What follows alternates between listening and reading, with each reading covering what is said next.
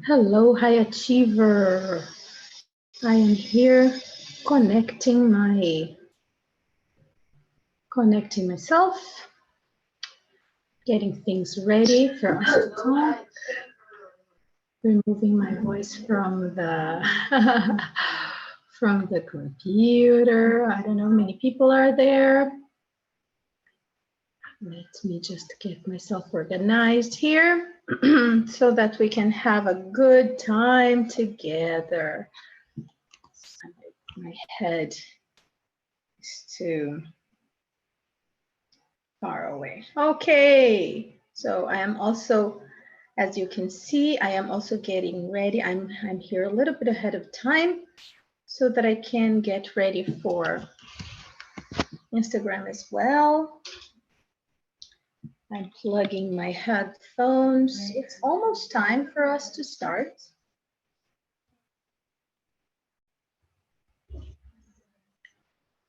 I have prepared some good stuff for us today. We're going to talk about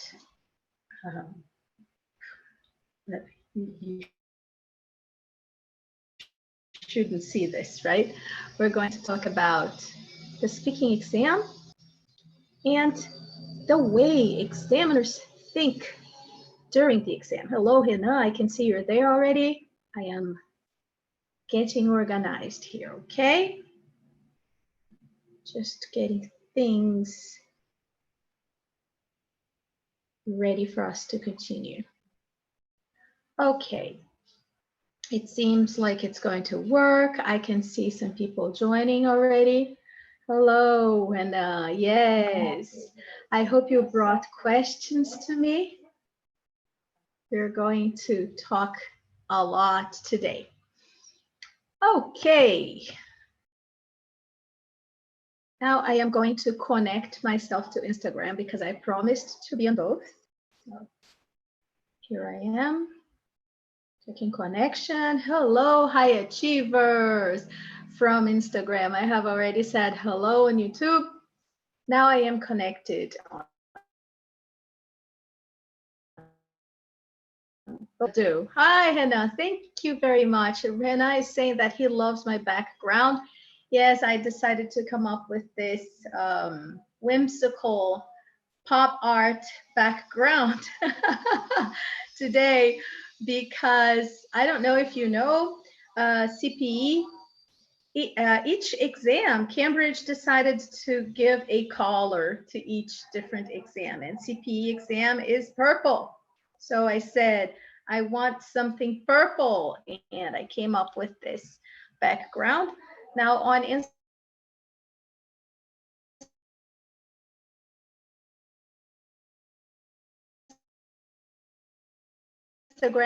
refer back to CPE.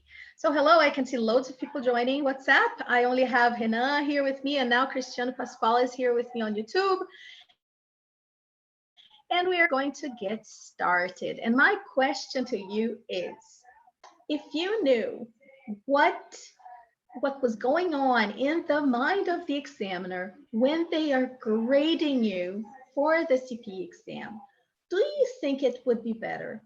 Do you believe your preparation would be more focused and you would be more prepared to face the challenge? Yes, of course you would, right? It is of the utmost importance that you know what examiners think and what they use to evaluate you. What are the criteria they use to evaluate you that are going to make a difference in your exam? And how can you prepare to get higher scores, better grades, and succeed with the highest score possible? Guys, I'm going to stand up because I need to turn on the lights here. I just realized that it's a bit dark, so bear with me for just a second. I will be right back.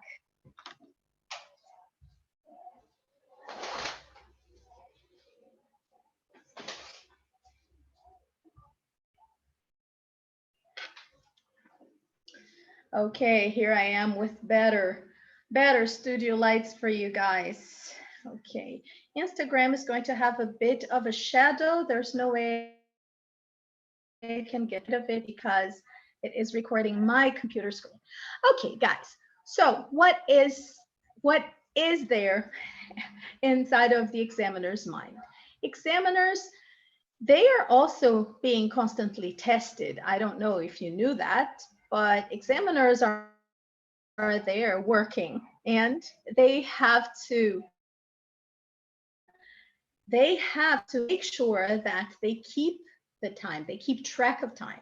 Okay, so they must follow all of the steps according to what Cambridge told them to, because if they don't, when they finish testing you, there's also a team leader who's going to tell them, hey, you did not stay within the the limit of time. And then examiners have to be retested, retrained, so that they can start uh, examining you again. So you're not the only one under pressure there. Of course, most of the examiners have been examining for a long time, and they never sit a brand new examiner with another one who has just started examining. It's usually an older one with more experience and a younger one.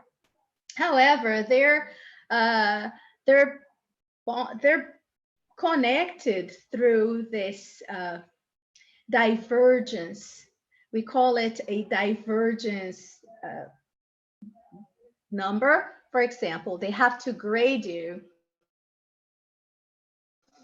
accordingly. And if the difference between grades diverges too much, then there is a problem, right? There are two examiners there. But I want to make myself a bit more clear to you. I want to show you what they have to work on and what they need to evaluate so that you know how to prepare. The idea is for you to know exactly what you need to know to get a higher score. And this is how we're going to work on today. So let me share my screen with you here, and let's go straight to the handbook for teachers. Okay, here in front of me, let me put it like this. Okay, let me do it better for YouTube. Just a minute.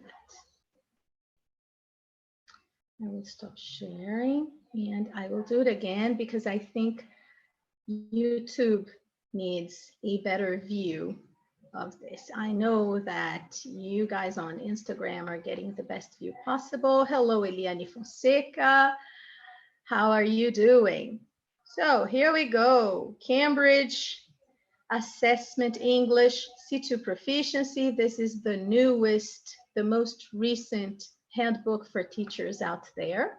Okay.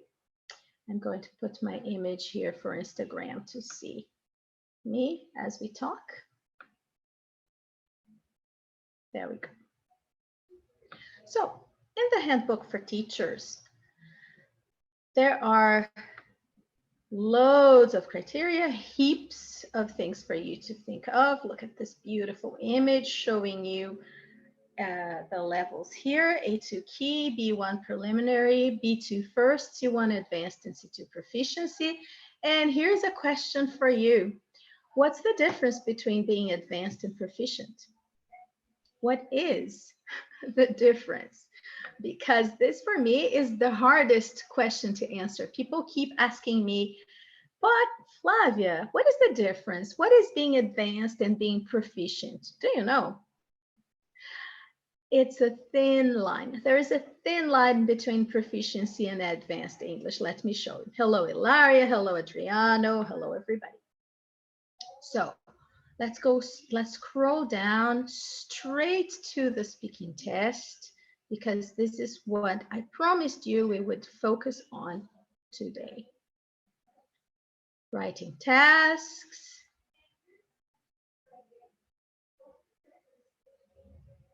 And yeah, it's long, but we're going through all of this, okay? Don't worry. I can also leave this handbook down there for you to download on YouTube, and you just go there and grab it if you want to read it all. Okay, I'll make things easier for you. Okay, so I think I scrolled down too much. Speaking assessment glossary, that's not what we need. We need this. This is what we need. Okay, so here we go.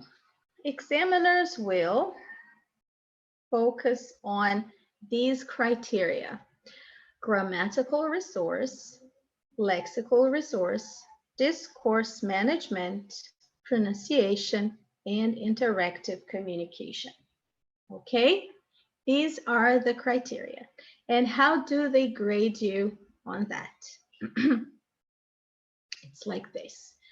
They are going to give you a grade that ranges from 0 to 5.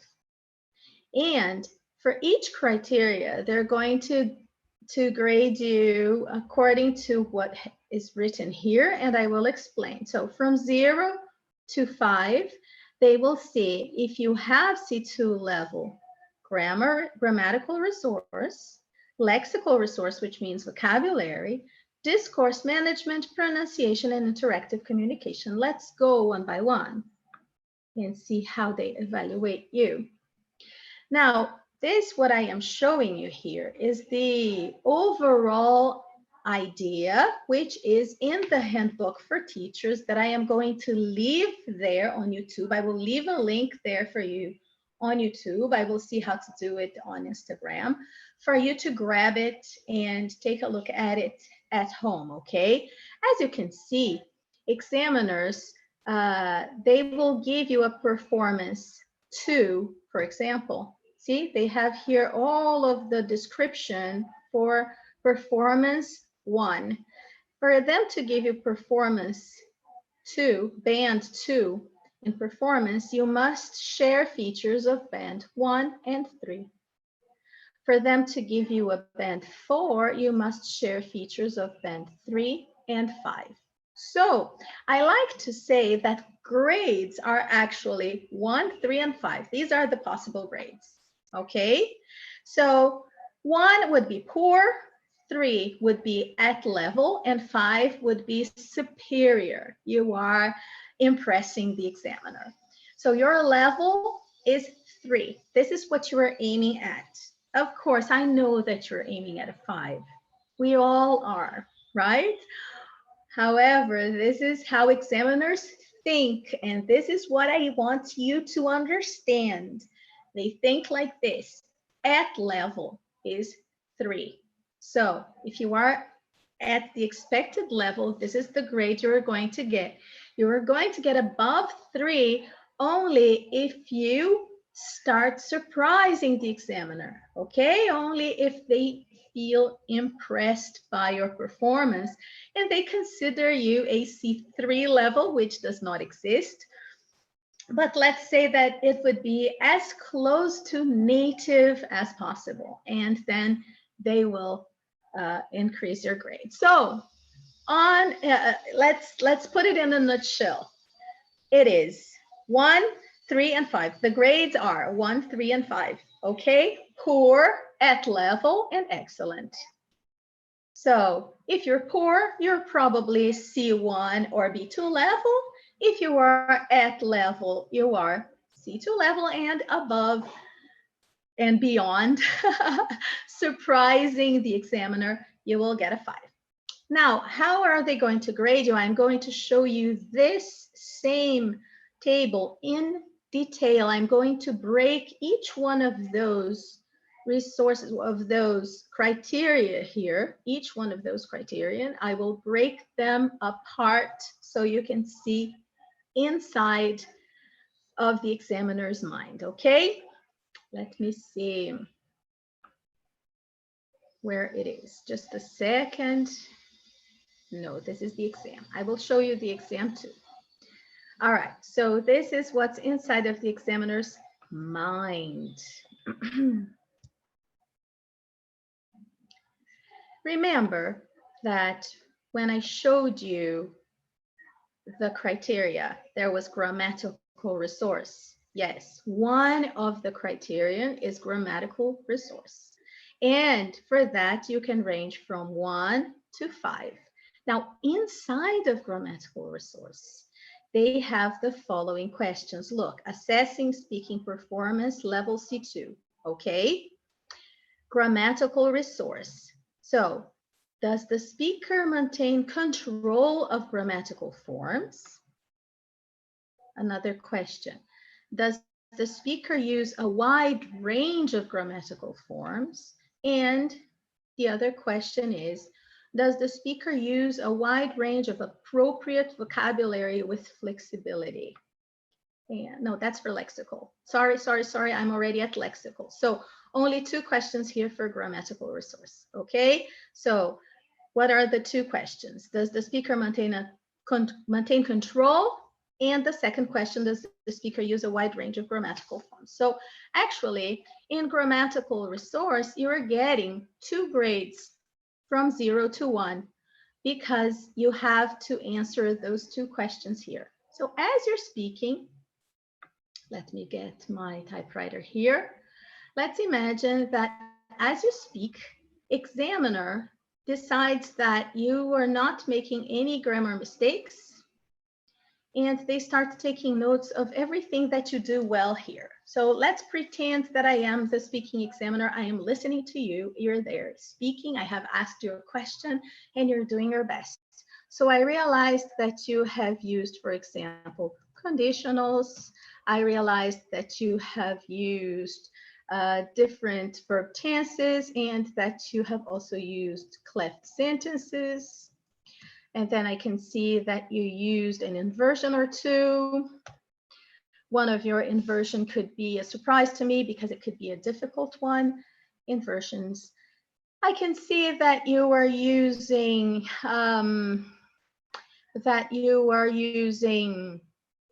a wide range of grammatical forms, but the first part here is maintaining control of all of them, which means that you are not making mistakes. And at CPE level, of course, you shouldn't make any grammar mistakes. However, you are being tested.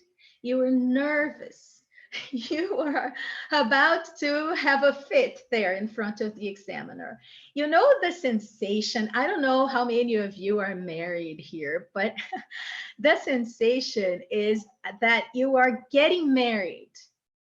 Things are happening and you have no clue of what's going on. And when it's over, you look back and you think, did it finish? Did it actually happen? I don't even know what I said.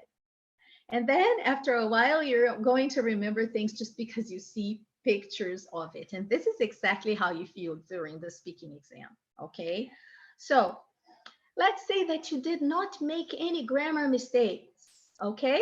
You maintained control of grammatical forms. That would be at level, isn't it? This is what's expected from you. So let's say that the examiner will give you a 3 here. How is the examiner going to give you a 5 for maintaining control of grammatical forms if this is what you must do for CPE? Maintain control of grammatical forms. That's a 5, right? But at level is a 3. What would surprise the examiner? It would surprise the examiner if you maintained control of a wide range of grammatical forms. So this is where the second grade goes. So let's say that not only did you maintain control of grammatical forms, but you maintained this control in a wide range of different grammar constructions, okay? Let's say that no sooner had you arrived at the test than you started using inversions, or it is about the exam that you talk with a range of vocabulary, use your vernacular, but also with different structures. So you are able to interact, use your third conditionals, use all of the verb forms you know, past perfect, present perfect. you're using all of them, a wide range of them with excellent control, then you might get a 5. You see? So what is a wide range? That is what I said. So teacher, should I use inversions in my CP exam?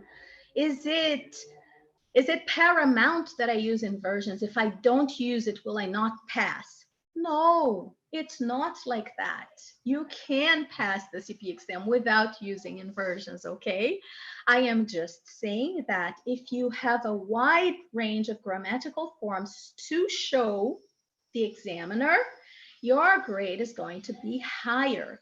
Instead of giving you a 3, because 3 is at level, you are going to impress the examiner, and you might as well get a 4 or a 5.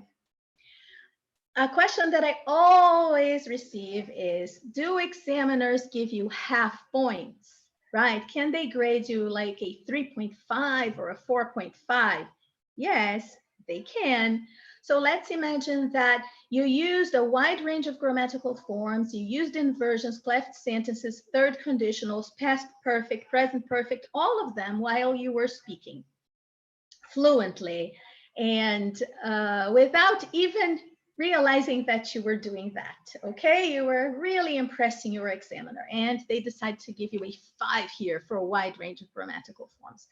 But let's say that during the wide range of grammatical forms that you were using, you made 1 or 2 mistakes. So they're going to take notes here where it says no, not so good. For example, let's say that you said, let's say, for example, you wanted to use an inversion and then you made a mistake there. Let's see a mistake here. Let's use rarely. Rarely. No, let's say not only but also. Not only but also is considered to be the easiest inversion possible. And it does not impress the examiner much, okay? So probably if you made a mistake there, they would say not so good. So a good inversion here would be not only not only do I work, but also study. So I'm using the inversion here. Not only do I, right, do I work, but also study. And then instead of doing that, you say not only I work. Not only I work, but study. That was a mistake. Examiner is going to put it here at not so good. However, during your exam, you say you use it again and you use it well, or you use other inversions and other structures that make the examiner decide that you are a 5. You used a wide range of grammatical forms, and even if you made mistakes, you attempted to use them. Yes, you get points for attempting. If you make a mistake but you attempted, then you will get a point here and your grade will decrease up there. So you made a mistake here. It was your only mistake. It was while attempting an inversion, and this examiner is really nice. So she decided to give you a 3.5. It's, let's say, even a 4. Let's say a 3.5. Okay, 3.5. It's possible. So at your grammatical resource, you would have a 5 because you attempted, you tried to use all of the grammatical forms you know, and it was a wide range, but you made a few mistakes, then you got a 3.5 for maintaining control. You are still at level because the grammatical form that in which you made a mistake, okay, this grammatical form here was a higher level 1. If you had said she don't, then your grade would be probably a 0 or a 1. Okay, don't go for such basic mistakes there. We're talking about CP, okay? Guys, if you have questions, go ahead, ask your questions, and I will answer all of them at the end because I really want to go through all this, okay? So let's go. This is for grammar. And then the examiner is going to start evaluating your lexical resource. What's that? What is lexical resource? That is vocabulary, okay? Vernacular. What are the questions for lexical resource? Does the speaker use a range of appropriate vocabulary with flexibility? What does it mean? What is with flexibility? I will tell you in a minute. Let me just show you all of the questions. Does the speaker give and exchange views on unfamiliar and abstract topics? And then comments. These are the two questions for lexical resource. Okay, the next one is discourse management. We will get there in a few minutes. So lexical resource, vocabulary, a wide range of appropriate vocabulary with flexibility. What will impress the examiner here? It will impress the examiner if you use idioms, for example. Okay, so let's say that right at the beginning of the test, examiner asks you, are you working or studying at the moment? This is a question you will be asked, so you can have it prepared. This is the only question you can have prepared. Actually, you can have prepared, where are you from? And are you working or studying at the moment? So let's say that you prepared yourself to answer that, and then you say, well, not only do I work, but I also study. Yes, so you used your inversion right there, and then you go, one inversion, right? So not only do I work, but I also study, and I, up to now, so let's say that until this moment when you're taking the exam, up to now, I had been preparing for the C2 proficiency exam, which I hope to pass with flying colors. So what did I use here? I used one inversion. I used up to now. I had been preparing past perfect continuous, right? Which I hope to pass with flying colors. I used an idiomatic expression. Is it impressive? I think so. Okay, I believe this would impress the examiner. The examiner would at least think this person came prepared. This person has actually been preparing for the exam and knows exactly what to do. Let's see what goes on. But you had a great possibility to give a first impression, a good first impression, right? An acceptable first impression. So you used idioms and you used, let's say instead of vocabulary, you used vernacular, which is the same thing, but in a better language, which represents C2 level. You used C2 level words. Instead of saying, I follow, you said, I keep abreast of. So, you know, vocabulary that you learned throughout your preparation. And does the speaker give and exchange views on unfamiliar and abstract topics? To my mind, this is quite hard to grade. How do you know if that topic is unfamiliar and abstract? Well, you know, because Cambridge gives you pictures. When it's time for you to check pictures, they will give you abstract and unfamiliar topics. It will be excellent if you are familiar with the topic given, but the pictures will be abstract. You won't have much to describe there, even if you tried, because you must talk about the background idea and come up with knowledge that you have from life. If they show you a picture, for example, of an animal in a forest, you're not going to say, oh, there is a tiger sitting on a tree. You are going to talk about deforestation problems that animals in the jungle are going through, right? Okay, so you must talk about more abstract topics to get a better grade here.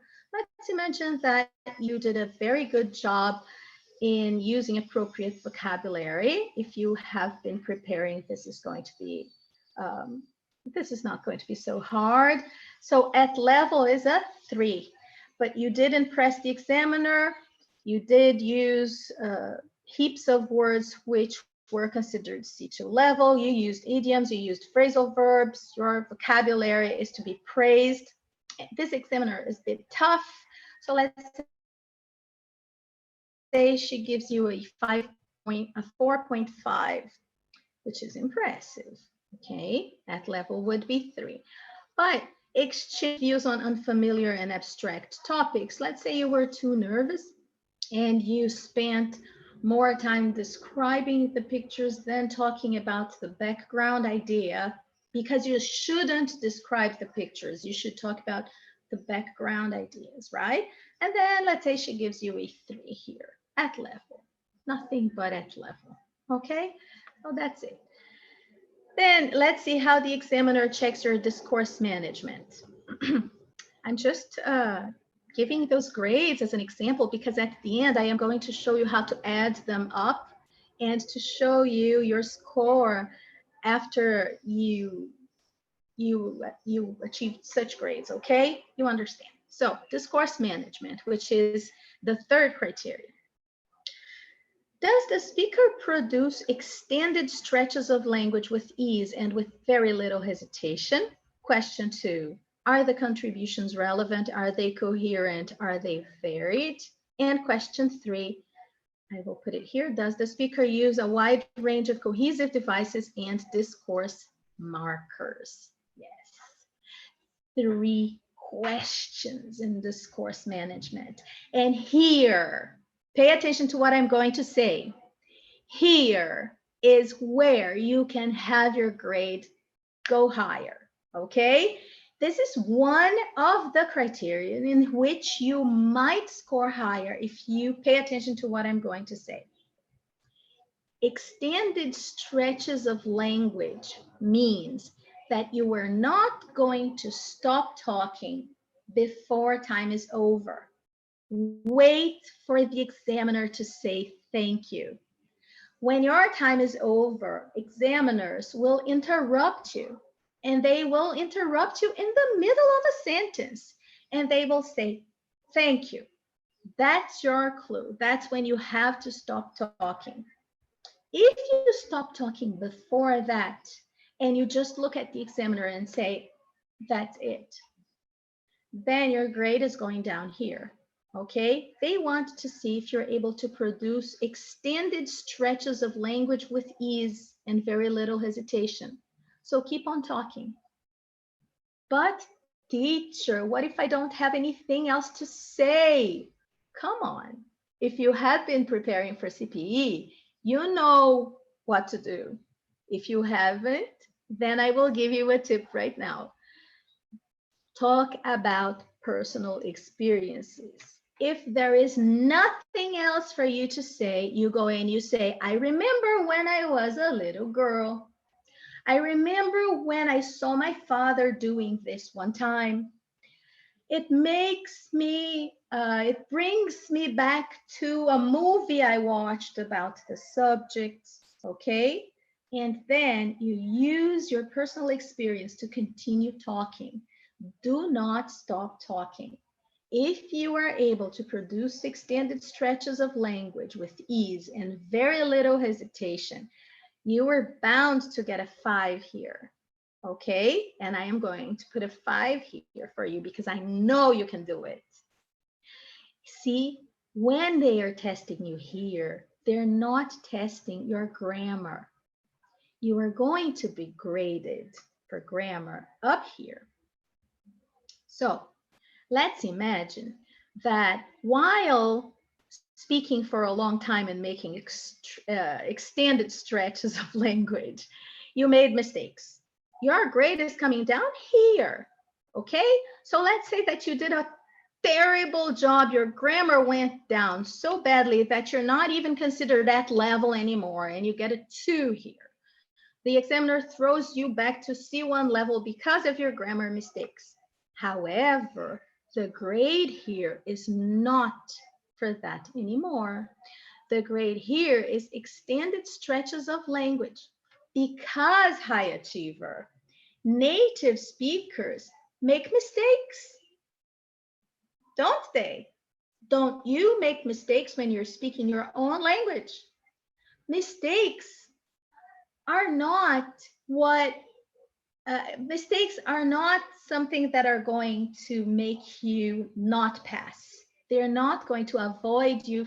They are not going to prevent you from passing. This is what I wanted to say. Okay, mistakes are not going to prevent you from passing. If you produce extended stretches of language with ease and with very little hesitation, chances are that this mark here is going to bring your grade up. And isn't that good to know? That is excellent to know. Come on. If this isn't a great nugget, a gold nugget for you to take with you, I don't know what it is. So speak. Speak fluently. Fluently doesn't mean correctly all the time. Fluently means with ease. The way you would do in front of your colleagues, the way you would do in front of your students. Because I know most of the people who are taking the CPE are English teachers. And we make mistakes. We're just humans. Okay, so pretend you are in front of your classroom, you are with your students, and you're going to use the language you have to speak with ease and very little hesitation for as long as it takes until the examiner says, thank you. Then you will get a 5 here. I promise you. Okay, now we continue. Are contributions relevant? Are they coherent? And are they varied?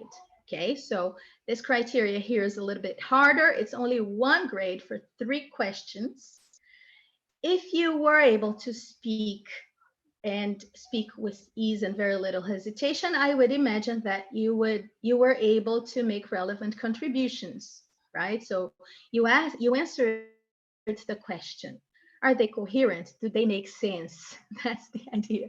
Because sometimes, guys, what we see the most is people who try to use all kinds of idioms. They get ready with idioms, right? They study all of the idioms, C2 level words, they're ready to go. And then they sit in front of the examiner and they use all of them.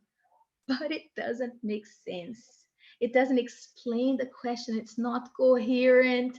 And you don't sound smart when you do that. You just sound crazy. You must use idioms. Yes, you must. In context and at the right time. So don't worry if you are not sure if the idiom you chose to use is a C2 level idiom. I keep saying that. It doesn't matter. Did you use an idiom? Any idiom will do, okay?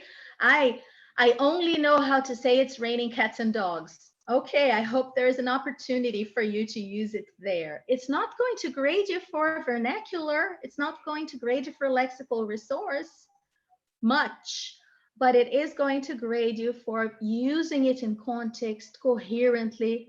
Was it relevant when you used it? Was your contribution varied?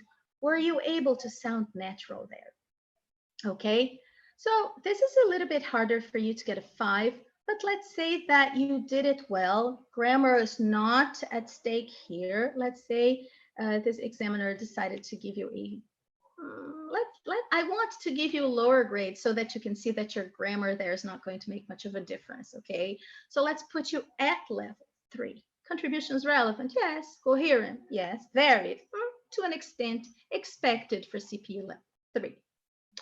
All right. Does the speaker use a wide range of cohesive devices and discourse markers? What are these? Cohesive devices are those howevers, moreovers, nevertheless, nonetheless, furthermore, okay? So here is another tip for you. If you haven't been doing that yet, start today replacing all of your ands and buts for different cohesive devices as you speak, okay? So if you are speaking and you say but, see if you can say a however there. Instead of saying and, see if you can add a moreover there, okay? Nevertheless, so these are cohesive devices that make your language sound better, makes your discourse. We are evaluating here discourse management. So if you use good cohesive devices that connect your speech with clarity, then your grade is getting higher here. And discourse markers, what are those? Discourse markers are as simple as just saying, when you were thinking about something, you have to stop and actually think about it. Most of the people, they will utter a sound while doing that. And the sounds you produce while you're thinking, they are usually the sounds of your native language. So here in Brazil, for example, where I'm from, people will think and they will use You shouldn't do that. It shows that you were thinking in Portuguese, okay? So don't think at your own language. I know this is ridiculous, guys. This is even obvious, but sometimes we must state the obvious. If you are going to stop and think, at least go for because then you are uttering a sound which is in English, okay? And this is a discourse marker. I mean, let me see. To my mind, as far as I'm concerned, from where I stand, I would say that, well, this is such a tricky question to answer right on the spot. Let me see if I can organize my thoughts. Were I to answer such a question, see, I didn't answer anything. I am just using discourse markers while I organize my thoughts. So these discourse markers can also grade you higher. So it's good for you to have a range of them to use up your sleeve. And up your sleeve is another idiom that you can have.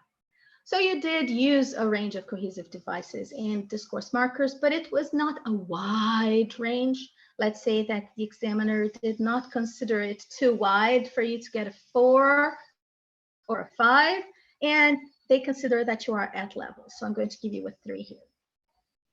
Great, so let's move on. See, no grammar being considered, no vocabulary being considered here. And now pronunciation. Pronunciation is hard to grade. Examiners don't know how to grade punctuation so well. Oh, pronunciation, sorry. They don't know how to grade pronunciation so well. I dare to say that, yes. Flavia, how can you say that? Are you saying that examiners don't know how to do it? No, that's not what I'm saying. I'm saying that it's really hard, okay? Because look at this. Pronunciation, there are 3 questions here, or 4, 3 or 4. 4. There are 4 questions here for pronunciation. Let me reduce the screen a little bit, okay? So that we can see all of them at the same time. So here we go. Are the answers clear? Can the speaker be generally understood? Come on, guys. For CPE level, you must be generally understood.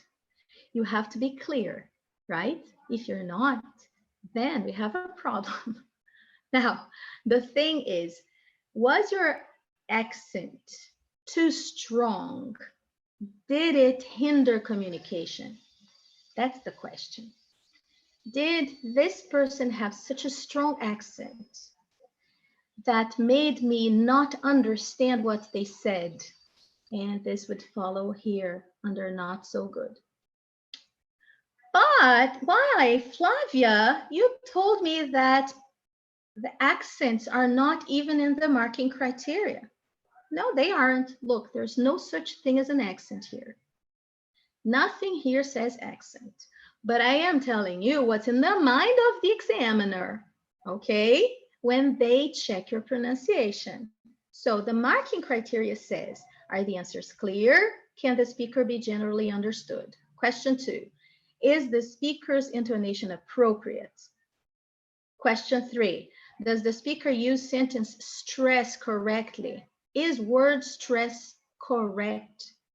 And number 4, are individual sounds clear? Are they correctly produced? So nothing here says pronunciation. No, nothing here says accent. Sorry, everything here is about pronunciation. But nothing here says accent. Nobody is saying that you cannot have an accent. But the expected accent for a C2 level student, for a C2 level English candidate is such an accent that the examiner won't even be able to trace you back to your nationality. You see, there is an accent, but I can't even know where this person is from. That is the accent you want to create, you want to develop. How are you going to do that? You're going to do that by practicing and following native people online who produce the kind of language that you would like to have and trying to copy. Are you telling me to get rid of my accent, Flavia? No, I repeat, I'm not saying that you must get rid of your accent. Your accent is an important feature of your personality, and it shows culture in it. Okay? Speaking a language correctly doesn't mean not having an accent. However, the examiner must understand what you say. Your accent cannot hinder communication. So, are the answers clear? Can the speaker be generally understood? And if they can, this is at level. This is at level, guys. I will be really fair with you here, okay? This is only going to be above level if you start showing native-like English. So if your accent is too strong, this grade here is going to be a 3. If your answers are clear and if everything you said could be understood, your grade is a 3. It's F level. The less accent you have, the less examiners can trace you back to your nationality, the higher your grade will get here. Got it? Okay. Can I use American English, Flavia? Do I have to use British English? Oh, you can use American English. My English is so Americanized. Can you listen to the American sounds of my English, of the English I speak? I am a Brazilian teacher. I have been teaching since 1991, and the English I speak is the English that I have learned throughout my life while living in Brazil and while living in the United States because I lived there for a little while, not much. However, I do have family in the United States, and whenever I travel, because it's cheaper for me, I tend to go to the United States. So that's how my English became more Americanized. I do have an accent. I do have a Brazilian accent. I'm aware of it. I know native people can listen to my accent, but it does not hinder communication, and it's very close to native. So chances are that my grades would be a bit higher than 3 here. You see what I mean? Is the speaker's intonation appropriate? Same thing. We're talking about the same thing. If it doesn't hinder communication, it's because it's appropriate, right? But what are we saying about intonation? Intonation, it's like this. Intonation is like this. Imagine that even if you use really simple language, you are taking the CP exam and you tell the examiner something as simple as this. Oh, this glass is so beautiful, right? Beautiful is simple language, isn't it? Glass is simple. Everything here is simple.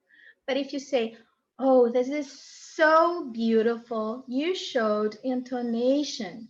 You were able to portray the emotions that you wanted to show in the language that you used. So variation of sounds, intonation of language gets graded here. And I would say that this is as hard to grade as the first one, and most of the examiners are going to stay around a 3 here, okay? Unless you surprise them, because 3 is at level, remembering that. So does the speaker use sentence stress correctly? Is word stress correct?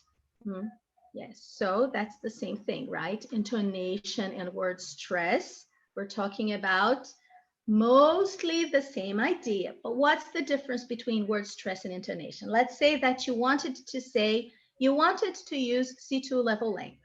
And instead of saying important, you decided to say paramount, okay? So important is a synonym of paramount, but paramount is C2 level language. So you will say that because drinking water is very important. Or you can say, because drinking water is of paramount importance. Got it? Or just drinking water is paramount. However, you wanted to use paramount, but when you were going to say that, you forgot and you were not sure if the intonation, if the stress of that word was in paramount, or if it was in paramount, or if it was paramount. You were not sure.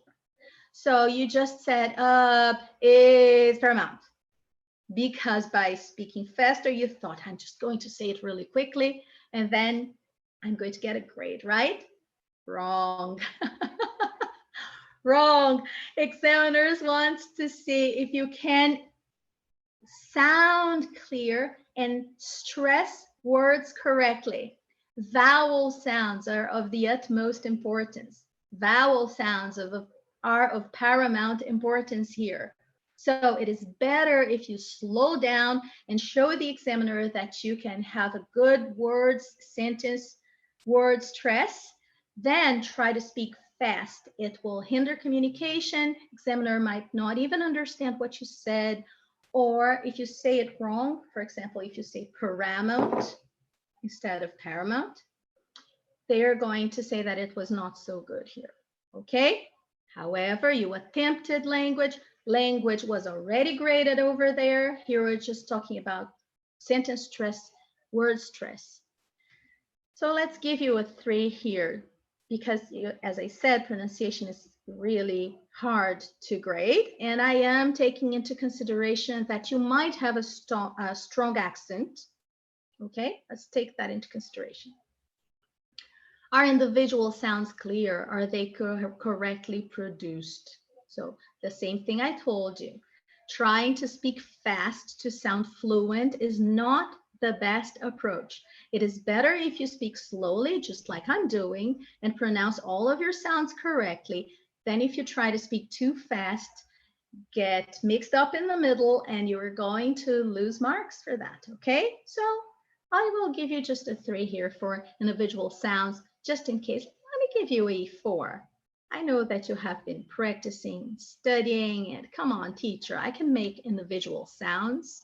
My vowels are excellent. Okay, we give you a 4 just to make you happy, okay? Great. Last but not least is interactive communication. And cha-da-da-da!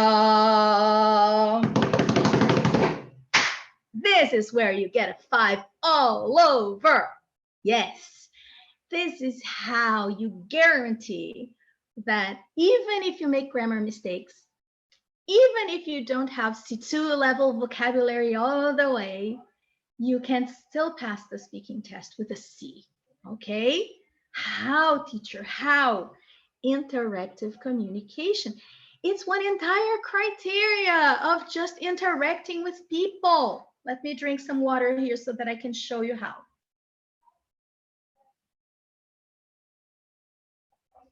I needed more water. I had just a little bit. Anyways, interactive communication is like this. You are going to have another person there with you, right? You have a peer to take the exam with you, and that is great. Take advantage of that. IELTS doesn't have that. You take the IELTS on your own. You don't have a chance to get graded for that. So that's why the CPA is much better. It's worth the same. It's valid everywhere the same way. It lasts your lifetime. It does not expire every 2 years. It costs the same, and you still have this possibility here. You also have the possibility to listen to the listening twice, but we will talk about that another time, okay? Oh no, I answered a call. I answered a call here. I wanted to cancel the call and I answered it. I'm back. I'm back. I had a call. Okay, so I was waiting for Instagram to be back. So questions here are, does the speaker interact with ease, linking contributions to those of other speakers? Does the speaker react appropriately to what the interlocutor or other candidate says? Does the speaker keep the interaction going? Does the speaker say more than the minimum? Does the speaker involve the other candidate? Does the speaker try to widen the scope of the interaction and negotiate towards an outcome? Does the speaker need support? You see? How can you get a 5 here? This is the easiest place for you to get a 5 everywhere here. Be there. Be there. Pay attention to your colleague. Pay attention to your peer. Pretend that you care about everything your colleague is saying, even if you don't, even if they're screwing up. Sorry, pardon my French. Even if they're not doing a good job, pretend that you care, okay? Embrace the situation. Be there. Show that you're interested. Make faces. Go, oh, I agree. I see what you mean, and I would like to add, okay? Or if you disagree, you can say, I beg to differ, or I understand your point of view and I respectfully disagree. However, I would like to say that. And then you interact. Whenever there is a moment, you ask a question, you bring your peer into the conversation. And this is so good because whenever you have nothing else to say, you can ask your friend. See how easy it is? For example, I am talking about something and then all of a sudden it draws a blank, right? You have nothing else to say. And then you turn to your peer and you say, do you see what I mean? Are we on the same page here? Right? Or how would you complement that idea? And then imagine if your colleague asks you a question like that and you're not even there. You will go like, huh? Sorry, what did you ask? I wasn't paying attention. Your grade goes down to the floor. You must be there. That's the only thing you got to do for your grades to go a little bit higher, okay? For you to score a bit higher. So does the speaker interact with ease? Yes, they're there. They're talking to each other. Linking contributions. Yes, I see what you mean. And I would also add, or, I beg to differ. I disagree with you in that point because, okay? So if you do that, 5. Second question, does the speaker react appropriately? It's the same to what the interlocutor or other candidate says, right? It's the same. Oh, okay, I see what you mean. So you meant that this, and that, right? And then you use a reported speech there to get a higher grade for flexibility and grammar. Okay, so react appropriately. Be there, smile, show the examiner that you care. Okay, great. Does the speaker keep the interaction going? Isn't it the same thing? Yes, it's the same thing. Does the speaker say more than the minimum? This is what I told you up front. Never stop speaking, even if you don't know what to say. Bring it to your personal life. Talk about past experiences, okay? You are going to rock it if you do that.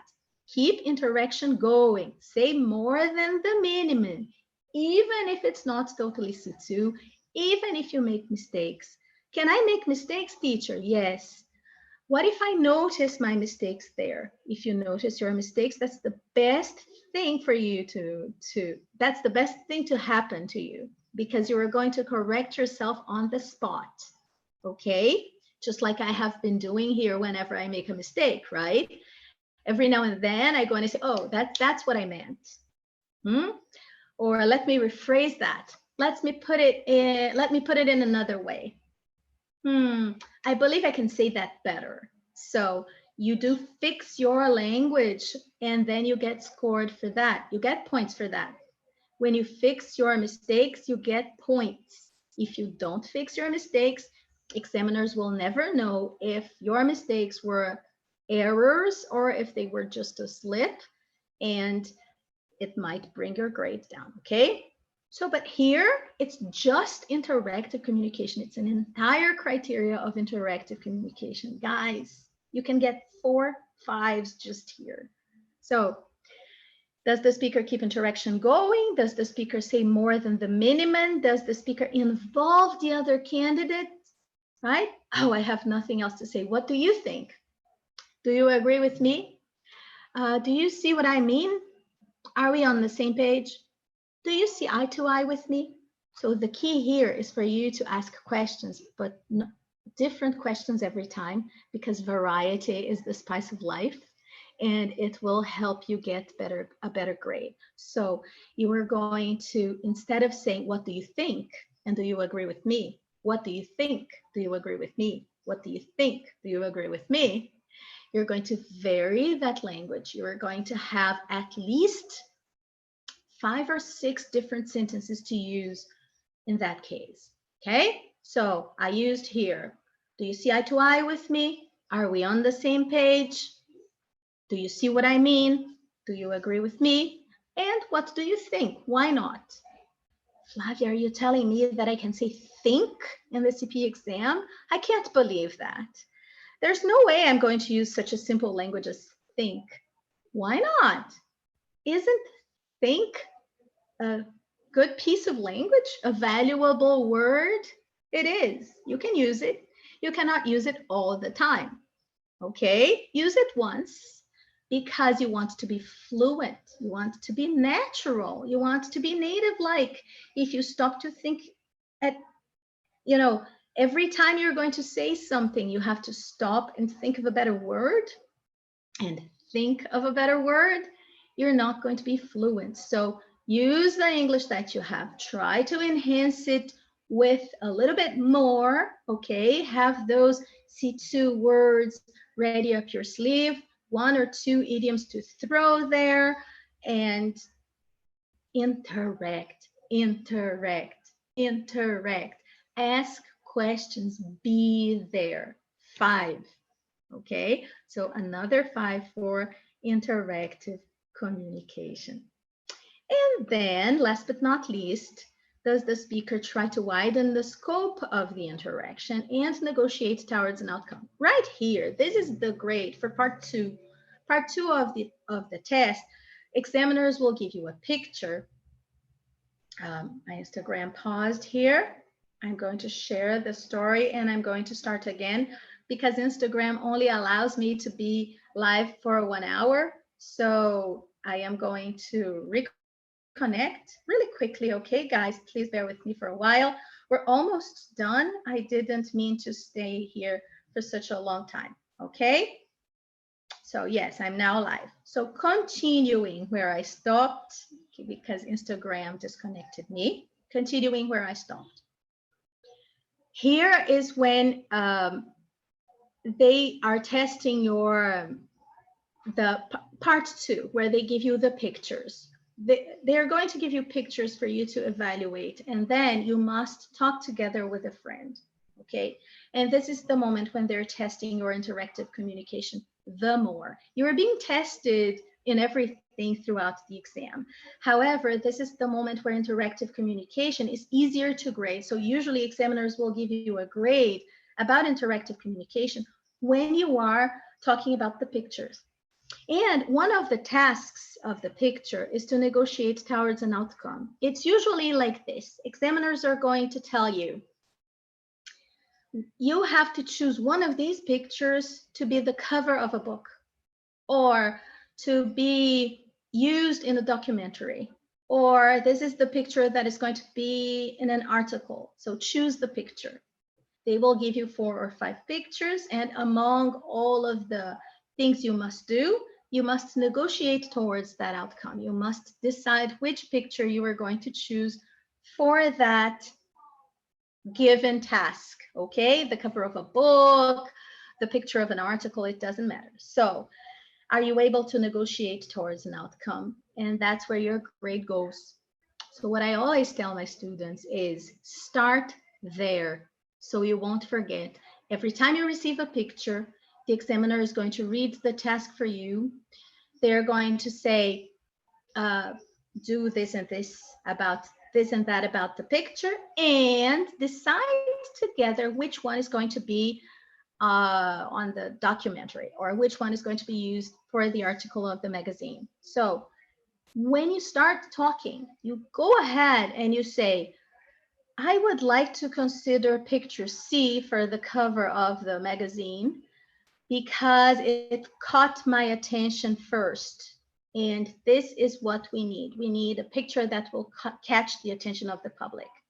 So by saying that, you already started working towards a negotiation and your grade goes up here.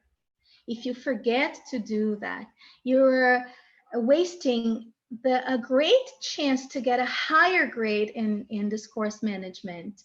Do not waste that chance. Start by the end. It is the last question of the task, but you should start there to make sure you get a grade in discourse management. Discourse management is the easiest place for you to get a higher score. Do not waste that chance, okay? So start negotiating towards an outcome and talk about the pictures from there. What is the main purpose? Choose one for the article. Let's start there, and then we discuss all of the pictures to try to reach an agreement. Do I have to reach an agreement? Do I have to choose the picture? No. You have to negotiate towards an outcome. That's it. Okay? So even if you don't reach an agreement there, don't worry. If you are negotiating towards an outcome, you're getting a good grade. Got it? Yes. So let's check your grades. Now, if you did everything that I told you, and if you were there paying attention to what your colleague was saying, if you asked questions and you interacted with your colleague, for discourse management, you will get 4 5s. You start with 20 points there. Okay? Guys, I guarantee I sign my name under it. Okay, discourse management is the criteria that is going to grade you to make you score higher. Okay, so you get 20 points just there. And then what did you get? For pronunciation, you got 3 3s and 1 4. So you had 20, 24, 25, 26, 27, 28, 29, 30, 33. Okay, have 33 points so far. Then for discourse management, what did I say? I said 33. Let me take notes because my memory is 47 years old. 33. So you went to discourse management and you did not stop talking. You waited for the examiner to stop you every time, right? That's why you got a 4 here. It doesn't matter if your English is not being perfect there. If it's natural, extended, and ease, and you show that you can use language with ease, then you got a 5 here. So you have 33 plus 5, 38, 39, 40, 39, 40, 41, 42, 43, 45. Is that right? All that, yes, right? 20, 33, 38, 39, 40, 41, 42, 43, 45 points. So you go up to Lexical Resource. Your language was good, and you got a 3 here plus a 4.5 because you used a wide range of appropriate vocabulary. Let's reduce your grade just to show you that you can still pass if it's lower. Let's give it a 4 or even a 3, but let's give it a 4, okay? 4, 5, 6, 7. 45 plus 7 is 52. Isn't that right? You have 52 points. And last but not least, grammatical resource. You made grammar mistakes. You made so many grammar mistakes that your grade was a 2. Your grammar mistakes were C1 level, okay? You got a 2 here. But you tried to use all of the structures you knew. At least you tried. You attempted to use inversions. You attempted to use your past perfects and your third conditionals. And by doing that, you got a 5 here for a wide range of grammatical forms because you attempted. So 5, 6, 7, 52 plus 7 is 59, isn't it? Yes. So you have 59 points. What is that? What does that mean exactly? So let me convert for you. 59 points. What I want I have so many things open here. What I want is this. I want to convert your scores for you. You got 59 points, which means that you are C2 level, because 45 points would have been C2 level already. 45 points. You can get 20 of those 45 points just for discourse management. Let me repeat that. You can get, let me even increase my screen here because I want to talk to you. You can get 20 of those 45 points just with discourse management, just by being there and asking questions to your peers and working towards a negotiation. So do not forget that when you talk about the pictures, you start working towards a negotiation and then you talk about the pictures, okay? So let me just read it here for you. The speaking test. Candidates take the test in pairs, but are assessed on their individual performance by trained examiners certificated to examine at the level. Candidate speaking performances are assessed using scales which are linked to the Common European Framework of Reference. The assessor gives from 0 to 5 marks for each of the following criteria: grammatical resource, lexical resource, discourse management, pronunciation, and interactive communication. Marks for each of these criteria are doubled, yes, but you see some of them have more than 2, yes, yes. The interlocutor gives a mark of 0 to 5 for global achievement. Yes, because there are 2 people there examining you. The interlocutor, the one who's asking you the questions and timing you, and they will give you only 1 overall grade, okay? Global achievement, by listening to you throughout the exam, they consider you at level 3, or they consider you a bit above level 4, or they were surprised by your amazing performance, 5, okay?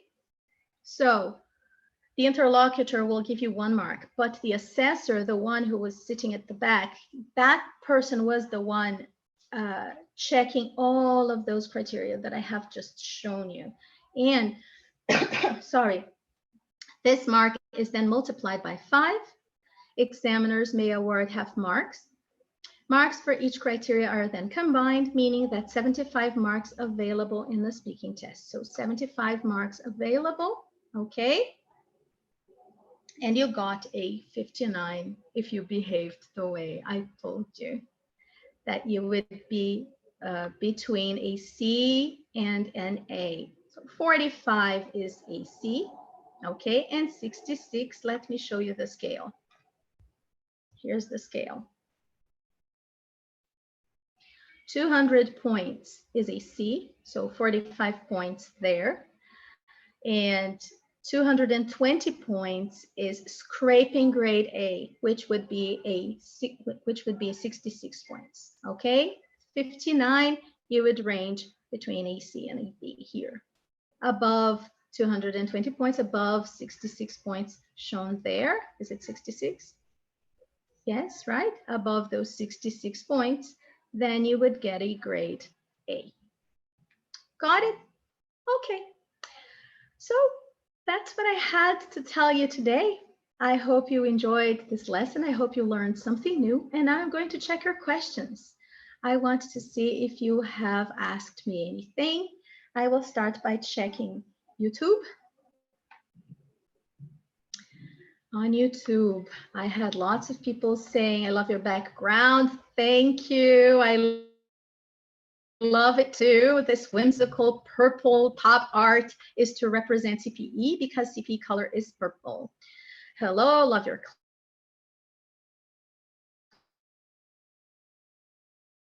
lesson with the best teacher. Okay, thank you very much. Do you have a question? This is the time to ask your questions. I am going to get my phone here on Instagram, and I'm going to take a look at the questions people have been asking me here as well. Okay, so let me bring the camera to me. Hi guys, this is me. Oh, I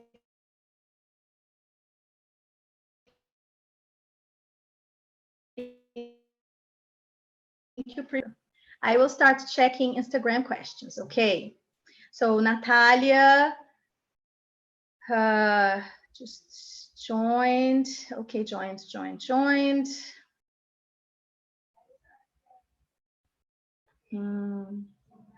You mean interactive communication? Yes, I mean interactive communication. I don't know what time this person said that, but somebody was laughing here. They said, thank you so much. F. Faraz is asking me, in the long term, can we ask for other candidates' view? Yes, you can. You can ask for other candidates' view, and you can be very specific. What's your view, right? What's your view? What do you think? That's the point of view, right?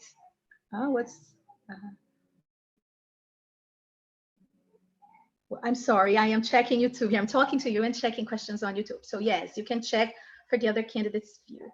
What else? Okay, so another common question here is, can I use American English? Yes, I have already answered that. You can use American English. Your English does not have to be British whatsoever, okay? What do I do if my peer does not stop talking? Okay, you must interrupt. Your peer is going to suffer his own penalties there. His grade is going down if he doesn't allow you to talk. However, you have to use your time as best as you can. So you must interrupt. How do you interrupt someone nicely? Well, there are some techniques for interrupting someone nicely. They're all kind of silly, but I'm going to say them here. One is called the fish, and then you just go like, yeah, you open your mouth and your eyes just like a fish, and the person will know that you want to speak. You just go, this is right. The second one is the fish with a hand, because you want to speak. However, guys, if you use all of those techniques and it doesn't work, okay, you go and it doesn't work, go ahead and interrupt. But interrupt nicely. You see, wait for the person to breathe, and then you go, I see what you mean. I would like to add that. Okay? Because if you just say, for example, I'm sorry to interrupt you, that would be already rude. That's not very diplomatic. Interrupting somebody diplomatically might be one of the most difficult things to do.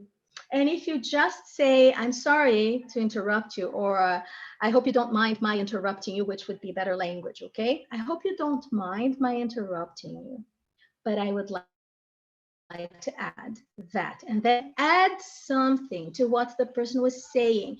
Show that you were there and paying attention, because it's grading or interactive communication. Got it? Don't just say, I hope you